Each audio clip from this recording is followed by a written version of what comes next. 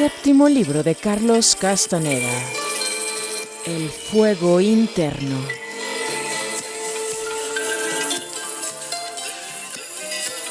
Hoy te presentamos el capítulo número 16. El molde del hombre.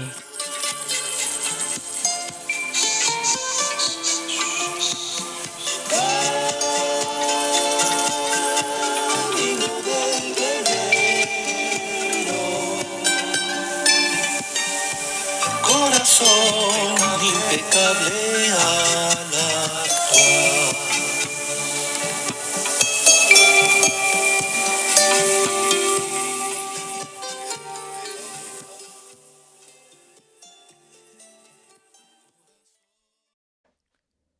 Después del almuerzo, don Juan y yo nos sentamos a hablar. Comenzó sin preámbulo alguno. Anunció que habíamos llegado al final de su explicación. Dijo que ya había discutido conmigo todas las verdades del estar consciente de ser, descubiertas por los antiguos videntes. Recalcó que ahora yo conocía el orden en el que los nuevos videntes las dispusieron. Que en las últimas sesiones de su explicación me dio una relación detallada de las dos fuerzas que ayudan a mover nuestros puntos de encaje, el levantón de la tierra y la fuerza rodante. Explicó también las tres técnicas desarrolladas por los nuevos videntes: acecho, intento y ensueño, y sus efectos sobre el movimiento del punto de encaje. Ahora, prosiguió, lo único que te queda por hacer para completar la explicación de la maestría del estar consciente de ser es romper por tu cuenta la barrera de la percepción.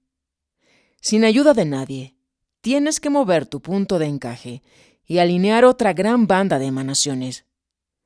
Si no llegas a lograr esto, todo lo que has aprendido y has hecho conmigo será mera plática, simplemente palabras, y las palabras valen poco. Explicó que cuando se mueve el punto de encaje y se alcanza cierta profundidad, se rompe una barrera y se interrumpe momentáneamente la capacidad para alinear emanaciones. Experimentamos esa ruptura e interrupción como un vacío perceptual. Los antiguos videntes llamaban a ese momento pared de niebla, porque aparece un banco de niebla cada vez que el alineamiento de emanaciones da un traspié. Dijo que hay tres maneras de tratar con esto. Se puede considerar de manera abstracta como una barrera de percepción. Se puede sentir como el acto de romper con el cuerpo entero un apretado tambor de papel, o se puede ver como una pared de niebla. A lo largo de mi aprendizaje con don Juan, me había orientado incontables veces para ver la barrera de la percepción. Al principio, me gustó la idea de una pared de niebla. Don Juan me advirtió que los antiguos videntes también prefirieron verlo de esa manera. Dijo que aportaba gran comodidad y holgura verlo así, pero que también existía el grave peligro de convertir algo incomprensible en algo sombrío y agorero. Por lo tanto, él recomendaba dejar que las cosas incomprensibles siguieran siendo incomprensibles, en vez de convertirlas en parte del inventario de la primera atención. Después de un fugaz momento de alivio al ver la pared de niebla, tuve que estar de acuerdo con don Juan en que era mejor dejar que el periodo de transición fuera una abstracción incomprensible, pero para entonces me resultaba imposible romper lo que mi conciencia había logrado.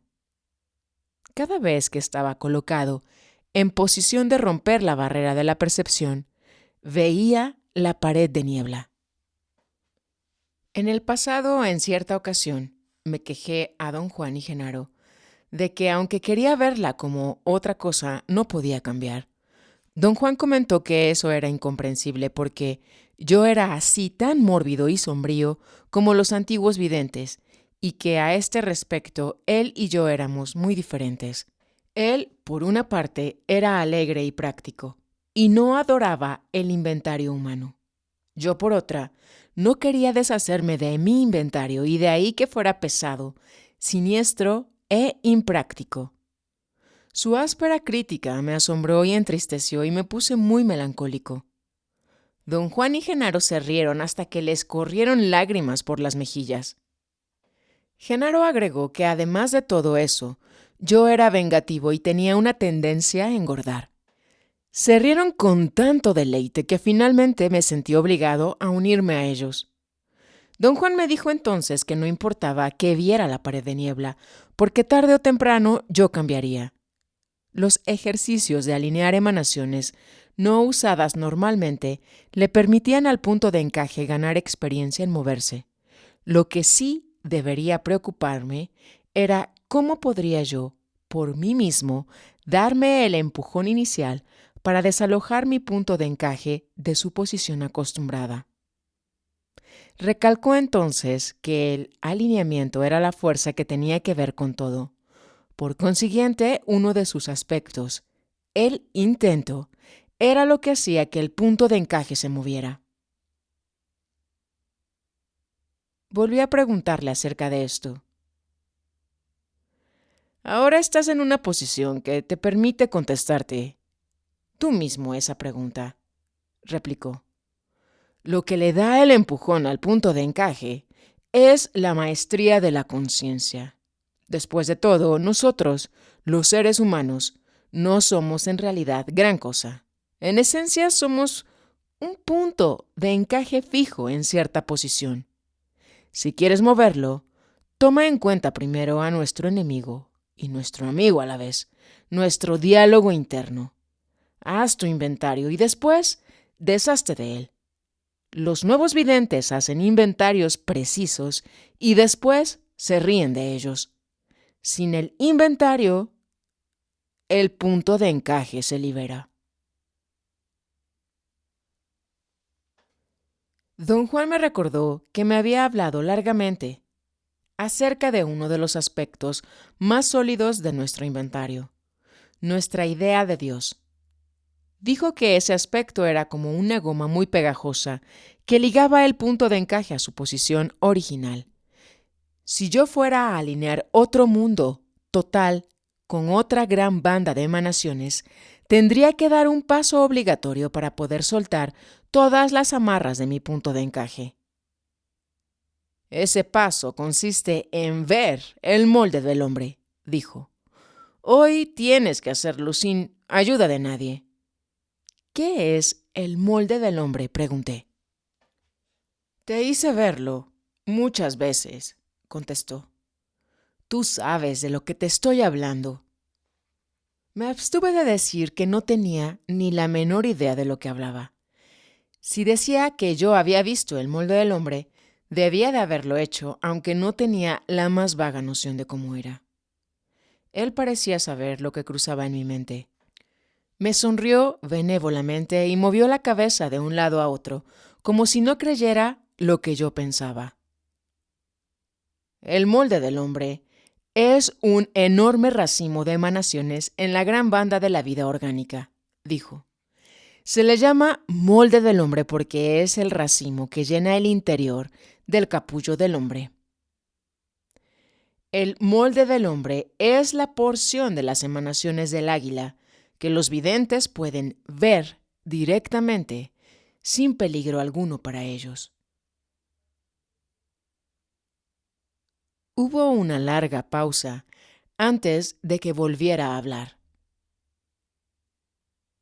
Romper la barrera de la percepción es la última tarea de la maestría de la conciencia, dijo. Para poder mover tu punto de encaje a esa posición por tu cuenta, tienes que reunir mucha energía. Haz un viaje de recuperación. Recuerda lo que has hecho. Traté de recordar lo que era el molde del hombre. Fallé. Sentí una atroz frustración que pronto se convirtió en enojo real. Estaba furioso conmigo mismo, con don Juan, con todos. Mi furia no impresionó a don Juan. Con un tono ecuánime, dijo que el enojo era una reacción natural ante la incapacidad del punto de encaje de moverse al comando. Pasará mucho tiempo antes de que puedas aplicar el principio de que tu comando es el comando del águila, dijo. Esa es la esencia de la maestría del intento. Mientras tanto, da ahora lo mismo el comando de no impacientarte, ni siquiera en los peores momentos de duda. Transcurrirá un lento proceso antes de que ese comando sea escuchado y obedecido como si fuera un comando del águila. Dijo también que hay una inmensurable área de conciencia entre la posición habitual del punto de encaje y la posición en la que ya no existen dudas, que por cierto, es el lugar en el que se presenta la barrera de la percepción. En esa área inmensurable, los guerreros caen presa de todas las fechorías concebibles. Me advirtió que tenía que estar alerta y no perder la confianza en vista de mis acciones, porque, de manera inevitable, me vería acosado en algún momento por un tenaz sentido de culpa y derrota. Los nuevos videntes recomiendan un acto muy sencillo, cuando la impaciencia o la desesperación, o el enojo o la tristeza cruzan su camino, prosiguió. Recomiendan que los guerreros giren sus ojos, no importa en qué dirección. Yo prefiero girar los míos en el sentido de las manecillas del reloj. El movimiento de los ojos hace moverse o detenerse momentáneamente al punto de encaje. En ese movimiento encontrarás alivio. Esto se hace en sustitución de la verdadera maestría del intento. Me quejé de que no quedaba suficiente tiempo para que me enseñara la maestría del intento. Ya te la he enseñado. Algún día habrás de recordarlo todo, me aseguró. Una cosa desencadenará la otra. Una palabra clave y todo saldrá de ti, como si hubieras cedido la puerta de un armario lleno a reventar. Regresó después a la discusión del molde del hombre. Dijo que verlo por mi cuenta, sin ayuda de nadie, era un paso importantísimo, porque todos nosotros tenemos ciertas ideas que deben romperse antes de que seamos libres. El vidente que penetra en lo desconocido para vislumbrar lo que no se puede conocer, tiene que estar en un estado de ser impecable. Me guiñó el ojo y dijo que estar en un estado de ser impecable es estar libre de suposiciones y temores racionales. Agregó que tanto mis suposiciones como mis temores me impedían en ese momento realinear las emanaciones que me harían recordar haber visto el molde del hombre. Me sugirió que girara mis ojos y me repitió una y otra vez que era verdaderamente importante recordarlo todo antes de verlo de nuevo. Y como el tiempo se le acababa, no había cabida para mi lentitud acostumbrada. Siguiendo su sugerencia, moví los ojos. Casi de inmediato olvidé mi incomodidad y de repente recordé que había visto el molde del hombre. Ocurrió eso años antes, en una ocasión bastante memorable para mí porque, desde el punto de vista de mi educación católica, don Juan hizo, entonces, las declaraciones más sacrílegas que jamás he escuchado. Todo empezó como una conversación amigable mientras subíamos las faldas de unas montañas en el borde del desierto sonorense. Don Juan me explicaba lo que me hacía con sus enseñanzas. Nos detuvimos a descansar y nos sentamos en unas rocas redondas. Siguió explicándome su procedimiento de enseñanza y eso me animó a intentar por 100ª vez hablarle de mis problemas. Resultaba evidente que ya no quería oír hablar de ello. Me hizo cambiar de niveles de conciencia y me dijo que si yo viera el molde del hombre, quizá entendería todo lo que él estaba haciendo conmigo y así nos ahorraríamos ambos años de labores. Me dio una explicación detallada de lo que era el molde del hombre. No hablo de él en términos de las emanaciones del águila, sino en términos de un patrón de energía que sirve para imprimir las cualidades de lo humano en una burbuja amorfa de materia biológica. Por lo menos, así lo entendí yo, especialmente después de que me lo explicara aún más a fondo usando una analogía mecánica. Dijo que era como un gigantesco molde, un cuño que produce seres humanos uno por uno, interminablemente, como si llegaran a él sobre una banda continua de producción en masa. Hizo una vívida mímica del proceso al unir con gran fuerza las palmas de sus manos como si el cuño moldeara un ser humano cada vez que sus dos mitades se unían. Dijo también que cada especie tiene su propio molde y cada individuo de cada especie moldeado por el proceso muestra características particulares de su propia especie. Después empezó una elucidación extremadamente inquietante acerca del molde del hombre. Dijo que tanto los antiguos videntes como los místicos de nuestro mundo tienen una cosa en común. Han podido ver el molde del hombre, pero no entienden lo que es. A lo largo de los siglos, los místicos nos han legado conmovedores relatos de sus experiencias, pero por muy hermosos que sean, estos relatos se ven estropeados por el craso y desesperante error de pensar que el molde del hombre es un omnipotente y omnisciente creador. Los antiguos videntes estaban igualmente errados al creer que el molde del hombre era un espíritu amistoso, un protector. Me aseguró que los nuevos videntes eran los únicos que tenían la sobriedad para ver el molde del hombre y para entender lo que es. Lo que han llegado a entender es que el molde del hombre no es un creador, sino el molde de todos los atributos humanos que podamos concebir, y de algunos que ni siquiera podemos concebir. El molde es nuestro Dios porque nos acuñó como lo que somos, y no porque nos ha creado de la nada haciéndonos a su imagen y semejanza. Don Juan dijo que, en su opinión, caer de rodillas en presencia del molde del hombre exuda arrogancia y autocentrismo humano. Conforme escuchaba la explicación de don Juan, me preocupé terriblemente. Aunque jamás me consideré un católico practicante, me escandalizaron sus blasfemas implicaciones. Lo estuve escuchando con atención y cortesía, pero ansiaba una pausa en su andada de sacrilegios para poder cambiar de tema. Pero sin tregua, siguió recalcando su punto de vista. Finalmente lo interrumpí y le dije que yo creía en la existencia de Dios. Repuso que mi creencia estaba basada en la fe y que, como tal, era una convicción de segunda mano, que no significaba nada, como la de todos los demás. Mi creencia en la existencia de Dios estaba basada en un rumor que circulaba y no en el acto de ver. Me aseguró que aunque yo fuera capaz de ver, era seguro que cometería el mismo error que todos los místicos.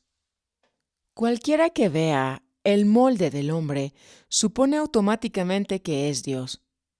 Dijo que la experiencia mística era un ver fortuito, algo que sucedía una sola vez en la vida y que no tenía significado alguno porque era el resultado de un movimiento al azar del punto de encaje. Aseveró que los nuevos videntes eran realmente los únicos que podían emitir un juicio justo sobre este asunto, porque ellos eliminaron el ver fortuito y eran capaces de ver el molde del hombre cuantas veces quisieran. Por lo tanto, vieron que lo que llamamos Dios es un prototipo estático de lo humano, sin poder alguno. El molde del hombre no puede, bajo ninguna circunstancia, ayudarnos interviniendo a nuestro favor, ni puede castigarnos por nuestras maleficencias, ni recompensarnos de ninguna manera. Somos simplemente el producto de su sello. Somos su impresión. El molde del hombre es exactamente lo que dice su nombre, un cuño. una forma, una moldura que agrupa un haz particular de elementos, de fibras luminosas que llamamos hombre. Lo que dijo me hundió en un estado de gran angustia, pero no parecía preocuparle mi genuina agitación. Siguió aguijoneándome con lo que llamaba el crimen imperdonable de los videntes fortuitos, que nos hacen enfocar nuestra energía irreemplazable en algo que no tiene absolutamente ningún poder para hacer nada. Cuanto más hablaba, más crecía mi disgusto. Cuando me vi tan molesto que estaba a punto de gritarle, me hizo entrar en un estado de conciencia acrecentada aún más profundo. Me golpeó en el lado derecho entre la cadera y las costillas. Ese golpe me hizo remontarme hasta una luz radiante, al corazón de una diáfana fuente de la más pacífica y exquisita beatitud. Esa luz era un refugio, un oasis en la negrura que me rodeaba. Desde mi punto de vista subjetivo, vi esa luz durante un periodo de tiempo incalculable. El esplendor de esa visión rebasaba todo lo que pueda decir, y sin embargo, no podía deducir qué era lo que la hacía tan hermosa. Me vino entonces la idea de que su belleza surgía de un sentido de la armonía, de una sensación de paz y descanso, de haber arribado, de finalmente estar a salvo. Me sentí inhalar y exhalar con quietud y alivio. ¡Qué espléndida sensación de plenitud! Supe, sin sombra de duda, que ahora estaba cara a cara con Dios, con el origen de todo, y sabía que Dios me amaba. Dios era amor y perdón. La luz me bañó y me sentí limpio, liberado. Lloré incontrolablemente, sobre todo por mí mismo. La visión de esa luz resplandeciente me hizo sentirme indigno, despreciable. De pronto, escuché la voz de don Juan en mi oído. Dijo que tenía que ir más allá del molde, que el molde era simplemente una fase, un momento de respiro que le brindaba paz y serenidad transitoria a aquellos que viajan hacia lo desconocido, pero que era estéril, estático. Era a la vez una imagen plana reflejada en un espejo y el espejo en sí, y la imagen era la imagen del hombre. Resentí apasionadamente lo que decía don Juan. Me rebelé contra sus palabras blasfemas y sacrílegas. Quería insultarlo, pero no podía romper el poder de retención de mi ver. Estaba atrapado en él. Don Juan parecía saber con exactitud cómo me sentía y lo que quería decirle. «No puedes insultar al nahual», dijo en mi oído. «Es el nahual quien te permite ver. La técnica es del nahual. El poder es del nahual. El nahual es el guía». Fue en ese momento en el que me di cuenta de algo acerca de la voz en mi oído. No era la voz de don Juan, aunque era muy parecida. La voz tenía razón. El instigador de esa visión era el nahual Juan Matus. Eran sus técnicas y su poder los que me hacían ver a Dios. Dijo que no era Dios, sino el molde del hombre. Yo sabía que tenía razón. Sin embargo, no podía admitirlo, no por irritación o necesidad, sino simplemente por la absoluta lealtad y el amor que yo sentía por la divinidad que estaba frente a mí. Mientras contemplaba la luz con toda la pasión de la que yo era capaz, la luz pareció condensarse y vi a un hombre brillante que exudaba carisma, amor, comprensión, sinceridad, verdad. Un hombre que era la suma total de todo lo que es bueno. el fervor que sentí al ver a ese hombre traspasaba todo lo que había sentido en la vida. Caí de rodillas. Quería adorar a Dios personificado, pero don Juan intervino y me golpeó en la parte superior izquierda del pecho, cerca de la clavícula, y perdí de vista a Dios. Quedé presa de un sentimiento mortificante, una mezcla de remordimiento, júbilo, certezas y dudas. Don Juan se burló de mí, me llamó piadoso y descuidado, y dijo que yo podría ser un gran sacerdote, un cardenal. Podía incluso hacerme pasar por un líder espiritual que había tenido una visión fortuita de Dios. Jocosamente me instó a comenzar a predicar y a describirle a todos cómo era Dios. De manera muy casual, pero aparentemente interesada, dijo algo que era mitad pregunta, mitad aseveración. ¿Y el hombre? Preguntó. No puedes olvidar que Dios es un varón. Mientras entraba en un estado de gran claridad, comencé a tomar conciencia de la enormidad de lo que me decía. Qué conveniente, ¿eh? Agregó don Juan sonriendo. Dios es un varón. ¡Qué alivio! Después de relatarle a don Juan lo que recordaba, le pregunté acerca de algo que acababa de parecerme terriblemente extraño. Obviamente, para poder ver el molde del hombre, mi punto de encaje se había movido. El recuerdo de los sentimientos y entendimientos que me sucedieron entonces era tan vívido que me dio una sensación de absoluta futilidad. Sentía ahora todo lo que había hecho y sentido en aquel entonces. Le pregunté cómo era posible que, habiendo tenido una comprensión tan clara, la hubiera olvidado de manera tan completa.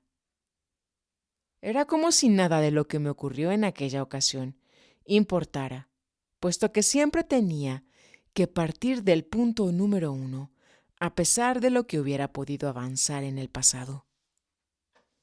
Es solo una impresión emocional, dijo. Una equivocación total. Lo que hayas hecho hace años está sólidamente contenido en algunas emanaciones sin usar. Por ejemplo, ese día en que te hice ver el molde del hombre, yo mismo tuve una verdadera equivocación. Pensé que si lo veías, podrías entenderlo, pero fue un auténtico malentendido por mi parte.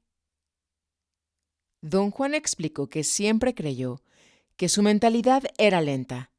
Sabía que le costaba aprender, pero nunca tuvo realmente la oportunidad de poner a prueba su creencia, porque nunca tuvo un punto de referencia fuera de sí mismo. Cuando aparecí yo y se convirtió en maestro, algo totalmente nuevo para él, se dio cuenta de que a lo mejor no era tan lento como creía.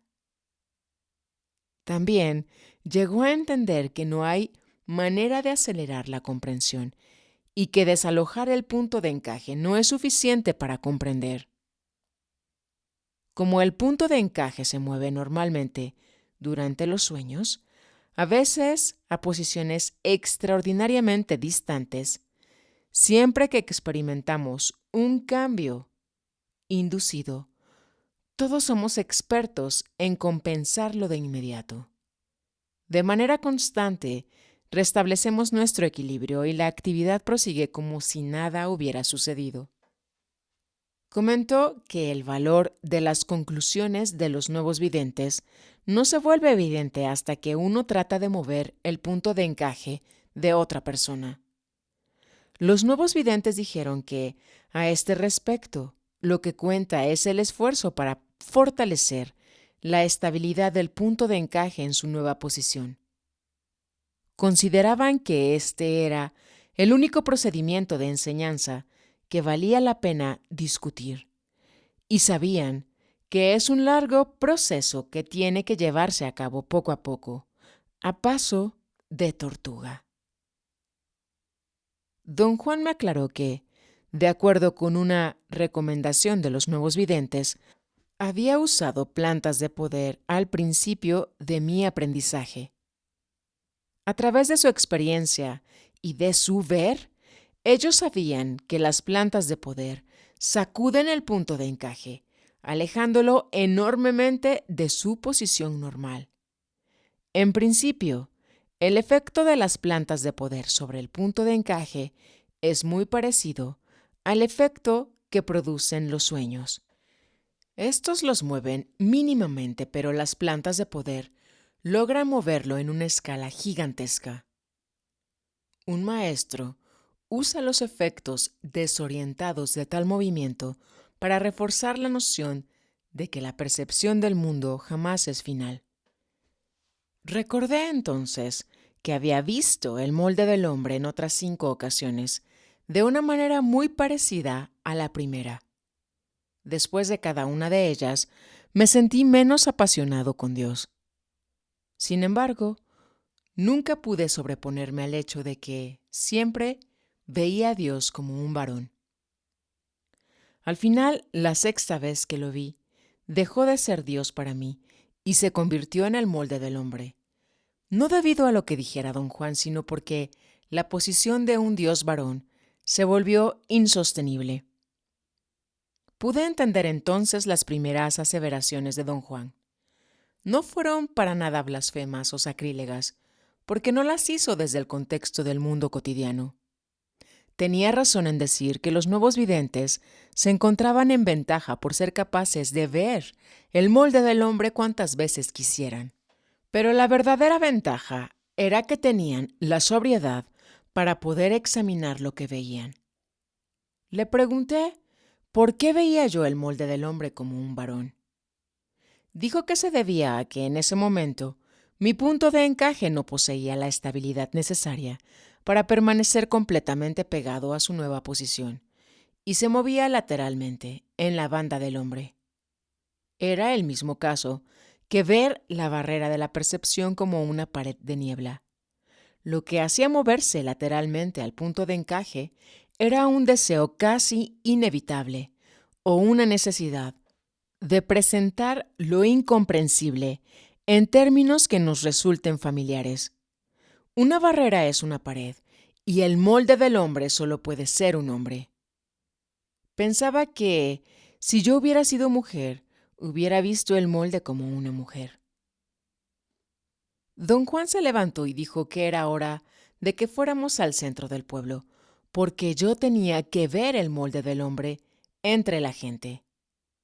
En silencio, caminamos hacia la plaza, pero antes de que llegáramos, sentí una oleada de energía incontenible y corrí por la calle hasta las afueras del pueblo. Llegué a un puente y precisamente allí, como si me estuviera esperando, vi el molde del hombre como una cálida y resplandeciente luz ambarina. Caí de rodillas, no tanto por devoción, sino por una reacción física ante el asombro reverente. La visión del molde del hombre era más sorprendente que nunca. Sin arrogancia alguna, sentí que había experimentado un cambio enorme desde la primera vez que lo vi. Sin embargo, todas las cosas que había visto y aprendido solo me dieron una apreciación más grande y más profunda del milagro que tenía frente a los ojos. Al principio, el molde del hombre estaba sobrepuesto al puente. Luego, algo en mí se agudizó y vi que hacia arriba y hacia abajo, el molde del hombre se extendía hasta el infinito. El puente no era más que un pequeñísimo armazón, un pequeñísimo bosquejo sobrepuesto a lo eterno. Eso eran también las minúsculas figuras de personas que se movían a mi alrededor, mirándome con descarada curiosidad. Pero yo sentía estar más allá de su alcance, aunque nunca estuve en una situación tan vulnerable.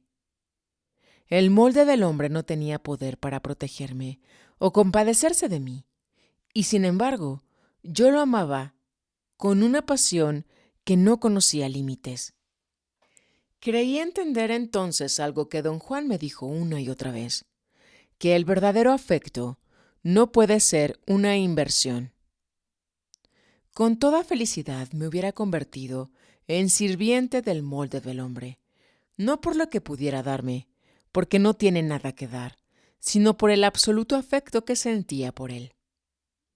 Tuve la sensación de que algo me jalaba, alejándome de aquel lugar, y antes de desaparecer de su presencia, le grité una promesa al molde del hombre, pero una gran fuerza me arrebató antes de que pudiera terminar lo que quería decir. De pronto, me encontré de rodillas en el puente, mientras un grupo de gente local me miraba riéndose. Don Juan llegó a mi lado y me ayudó a incorporarme, y juntos caminamos de vuelta a casa. Hay dos maneras de ver el molde del hombre, comenzó don Juan en cuanto nos sentamos. Lo puedes ver como un hombre o lo puedes ver como una luz. Eso depende del movimiento del punto de encaje. Si el movimiento es lateral, el molde es un ser humano. Si el movimiento ocurre en la sección media de la banda del hombre, el molde es una luz. El único valor de lo que has hecho hoy es que tu punto de encaje se desplazó en la sección media.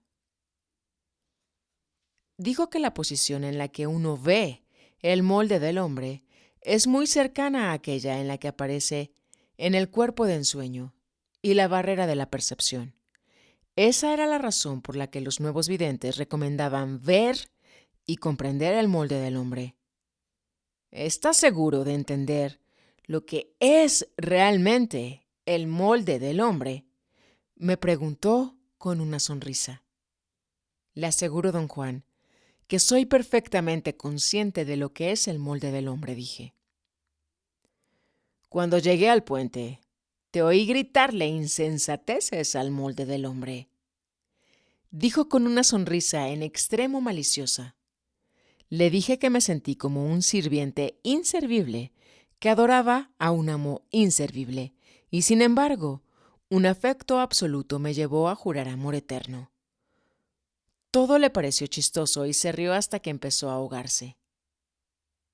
La promesa de un sirviente inservible a un amo inservible es inservible, dijo, y volvió a ahogarse de risa. No sentí necesidad de defender mi posición.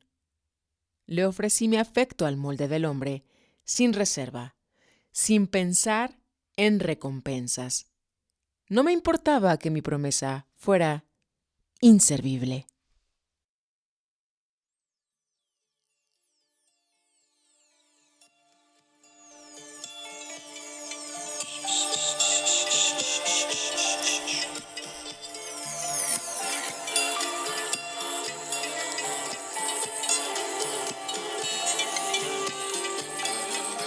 Y una madrugada de viernes 29 de diciembre del año 2023,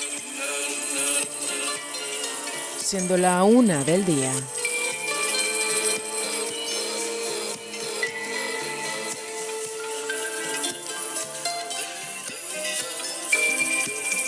seguimos alrededor del fuego.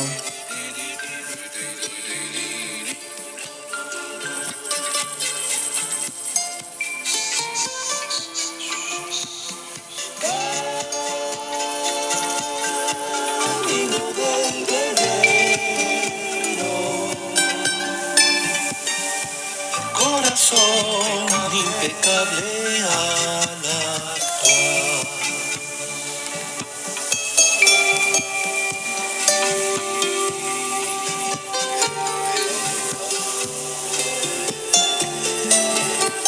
Corazón impecable. Se acaba el año y así también se acaba este libro.